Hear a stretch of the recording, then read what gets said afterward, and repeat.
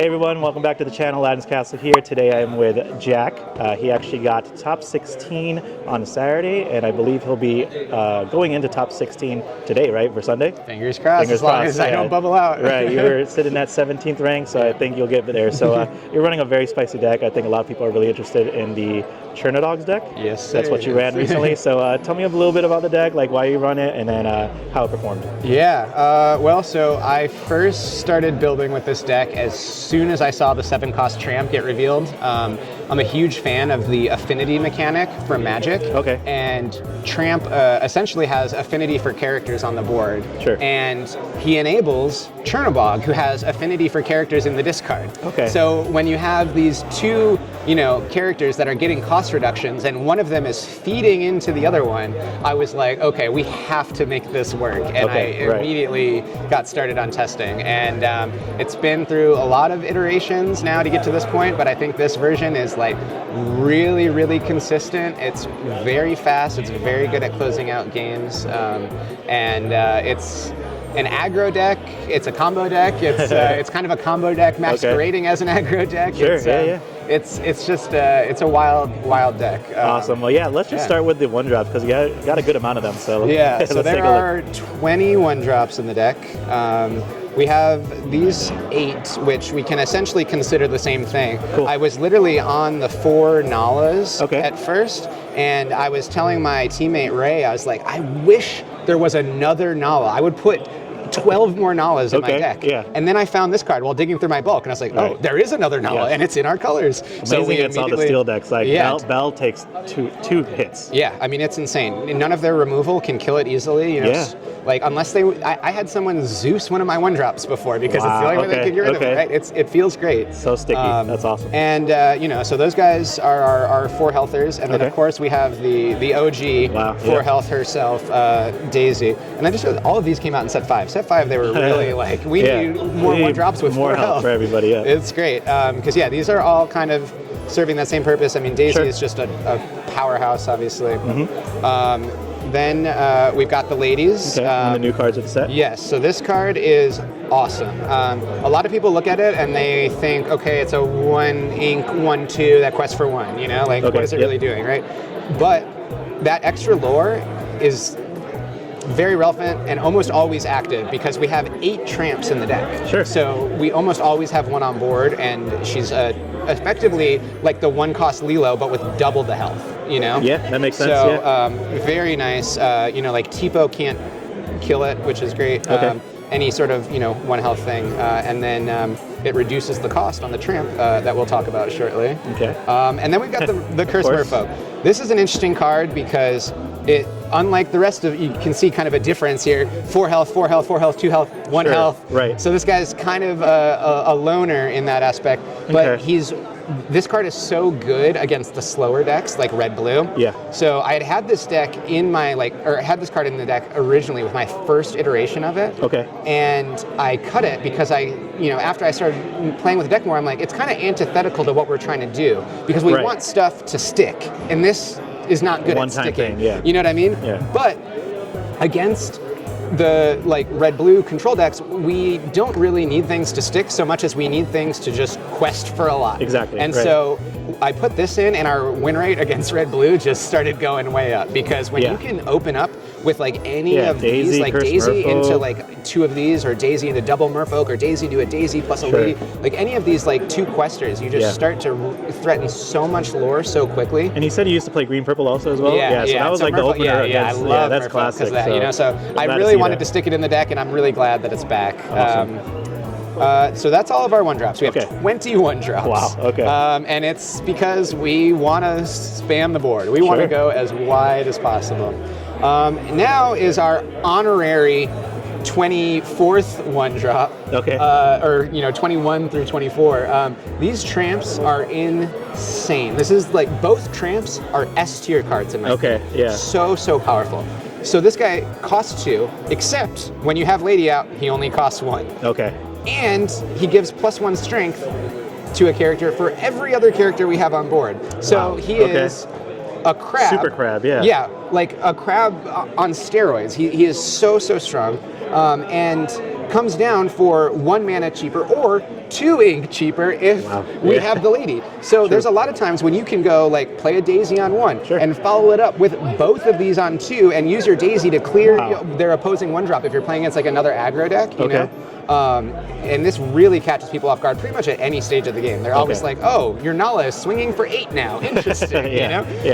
So that's how you're able to trade in this kind of color combination. Card. And these two are just, you know, obviously they want them to be a match made in heaven, the lady and the tramp. Beautiful. So that is the first of the 2 drops and the last of the 1 drops almost, if you want to look at it like that. Of course. Then we've got the 4 Ursulas. Nice. This card, another all-star in Emerald. You know, I've played a lot of Emerald in my day, and I've never made an Emerald deck that doesn't include 4 of these. Especially in the steel meta, song meta. Strong. We want to protect our board as much as possible, and this does that in so many ways. You know, just being able to rip the songs. It's also a 1/3, which is not any. You know, it's 3 health, which we like. They open up with Bell, then you follow up with Ursula, get rid of the Storm. Exactly. It's so important for protecting the board. Nice. Then we've got Yzma. So this is a card that I get a lot of questions about because people go, why isn't it just Piglet in this slot? You know, like Piglet quests for way more, same cost, same stats. But Yzma is insane for fixing the hand. How many Uninkables are you running? We're running 15 Uninkables. We looked at 12 of them already. They all cost 1, except for 3 of them, which are the Chernadogs that we'll get to. So this deck is very hard to brick with, but you do occasionally find situations where you have, say, 2 Chernadogs in hand.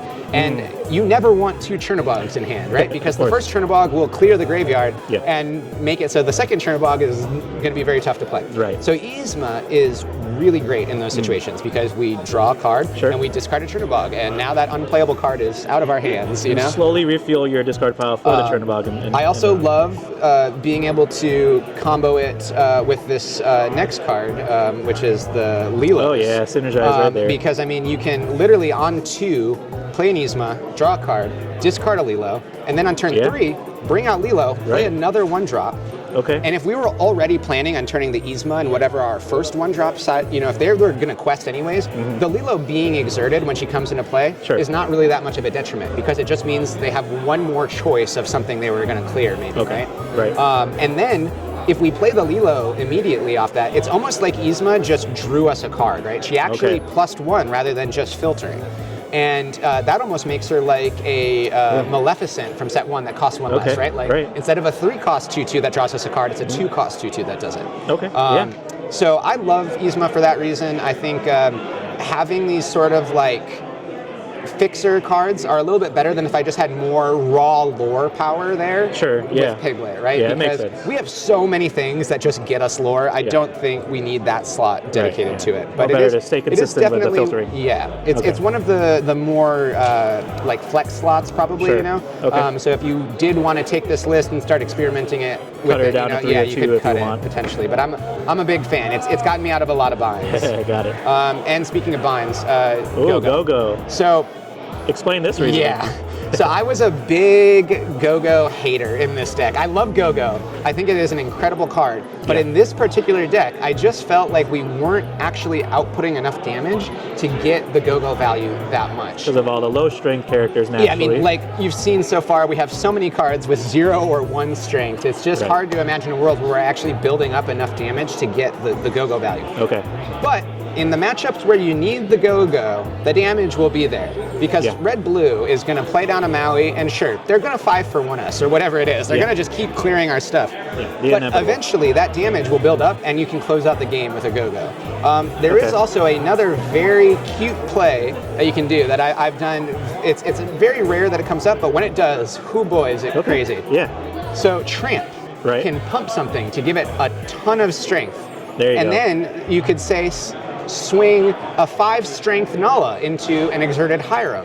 Sure. And then follow that up with a Go-Go. Go-Go and for 5. gain 5 lore when your opponent didn't expect anything. And that's the classic like crab into Go-Go play. Exactly. Versus, so now you have Tramp. That's awesome. And the cute part is that Tramp can come down for just 1 ink sometimes, right? So like this can be a 5 ink combo, right? Right. To just immediately get a huge burst of lore. That's awesome. Yeah. So highly recommend at least a couple Go-Go's in the deck. Just definitely for those, catch people off guard for sure too. You know. Yeah. Very powerful. Surprise factor. That's really nice. And that is the end of our 2 drops. 2 drops. Okay. Cool. So moving right along. Yeah.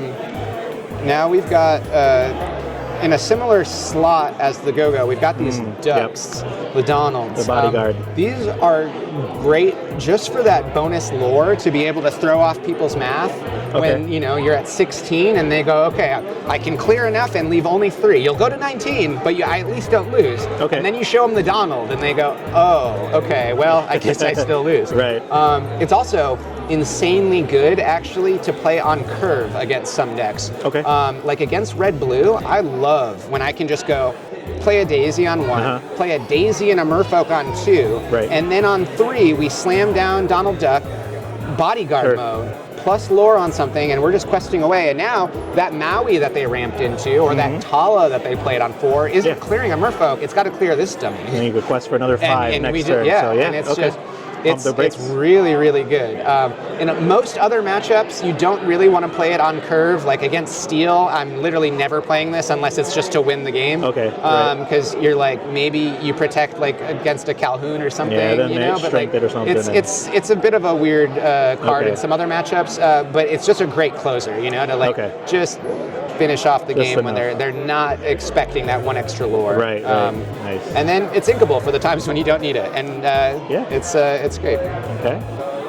Next, we've got Kit. The tempo play. Now, Kit is just an insanely good card. I am obsessed with this card just in general, but in this deck, it is very good for a multitude of reasons. Yeah, some people are taking out the kits. What would you use this on, really? So, I have used it in situations where, similar to Donald Duck here, where we'll just slam it on 3 and bounce like, let's say that we opened up with a couple Merfolks against red-blue. Okay. You can play a Kit on 3 to just put that Tipo that they played back in their hand. Yeah. And now that's just a couple more, even just 1 more turn you get out of those Merfolk before they're able to clear it. Can be literally the difference. But it's also great against Diablo decks. Anytime you see a Diablo on the other side of the board, our Rapunzels, our Tramps, we don't want to play those because they're just, it's great for protecting in those matchups. Okay. And another instance where it's an all-star against red-blue is when they play the 3-drop Human Sisu and they pop one of our 2 questers, right? Okay. That's always a bummer. But what's really scary is the threatening the shift, right? Sisu, now that 3-drop is on board, at any moment when they're at 6 ink, they could wipe our entire board. Yeah.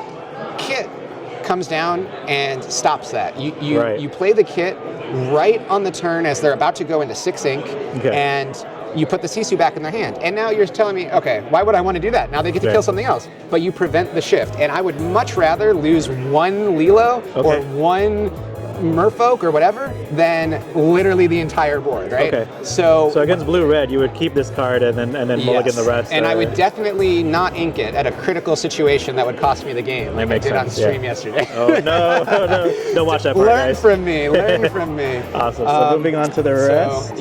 Now we're getting into some of the higher cost cards in the deck, which there aren't a ton of, but they are extremely impactful. We have Rapunzel. I don't think you should ever play an Amber deck without Rapunzel unless it's the Amber Emerald discard deck. Because you're drawing enough card off Diablo and Prince John, you don't need her. Okay.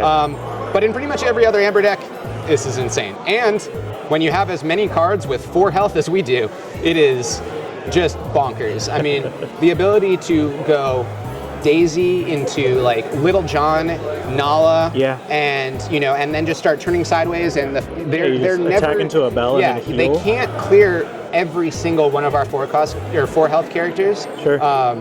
And eventually we will be able to get the Rapunzel value, because when you're going as aggressively as we do in this deck, they have to start making trades. They can't just sit there forever and go, well, he could have Rapunzel, right? Yeah. Like they have to eventually give in and start turning sideways, and that's when Rapunzel like the incremental eats. damage, Yep. Rapunzel and draw and go-go. Refills the hand, get us some more gas, and help us find some other threats to close out games. Nice. Ooh, Cricky's so good. We've got Cricky. Yeah. So this is a card that it took me a while to come around to in this list. Yeah. A huge fan of Cricky in general. I've run him in like my Amber Emerald discard control decks and stuff. But in this deck, he is an absolute all-star. Where was I? Cricky. So this card can literally allow us to just super pump up the whole board. And when we have out all of these 0-4s and 1-3s and stuff, it starts to let us really trade up. This card is essential if you're on the draw against like a blue steel deck. You can't win without landing a Cricky for the most part, because they're going to be just turning all of their guys sideways, getting a bunch of lore. 3 and 4 health characters. And we can't clear anything without this or the Tramp. And originally, in one of my first iterations of the deck, I had Merryweather, a card that literally no one knows about, because I just wanted more copies of the 2-cost Tramp. I was like, I need more things that give my guys strength, you know?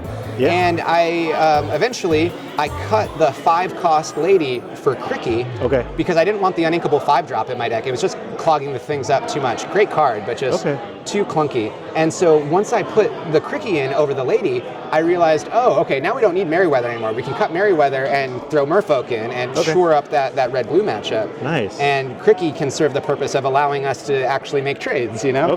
So between those two things, to just pump strength, we can do some really gross things. And no one ever sees it coming, because, again, people don't respect the 0-4s. They go, I can't do anything. Small strength, And we'll speed up the rest, just because I know you got to go to the family, so we'll just talk as we go. So let's move these. And clear out the rest over here. Yeah, now we can talk about the all-stars of the deck. I'm just going to move all this over. Tramp. Now this is the reason this deck exists. This card is insane. 7 cost, 2/6, quest for 2. Except it never costs 7. It literally never costs 7. You play it for 2, 3, 1, 0. I've played so many of these for free. Insane. It's just crazy. And you play it down, it's a huge body, it quests for 2, and then fills up our graveyard for the big man himself. Oh, there you go. Chernadog. The reasoning, the Chernadog's combo right here. Exactly. Guys. And so this is where the name comes from. We got the Cherna, we got the dog. You won so many games off this combo. I mean, dude, it's just crazy, because this card comes down for so cheap, fills up the graveyard, and we're already turning everything sideways so much, you're filling up my graveyard too, because you don't want me to win, right? So now the Chernabog's coming down for free, or close to it. And then now you have to deal with a 9/9 that quests for 3, after you already had to put all your resources into trying to clear our little guys. The small guys, And there's not a ton of decks right now that are well equipped to deal with this guy. Hard removal, like Hades maybe, but not much. Even red-blue, the deck that is like, I kill everything, has a hard time killing this guy. The amount of times that I have had a red-blue player have to sing Be Prepared to clear their whole entire board is insane. Awesome. We'll do a quick shout. Thanks again. Well, thank you so much for the deck profile. Day 2 as well, top 16. Shout out Southside Gaming. Shout outs, man. Thank you so much for the interview, and check out the deck, y'all. You'll have a blast. See you guys in the next video.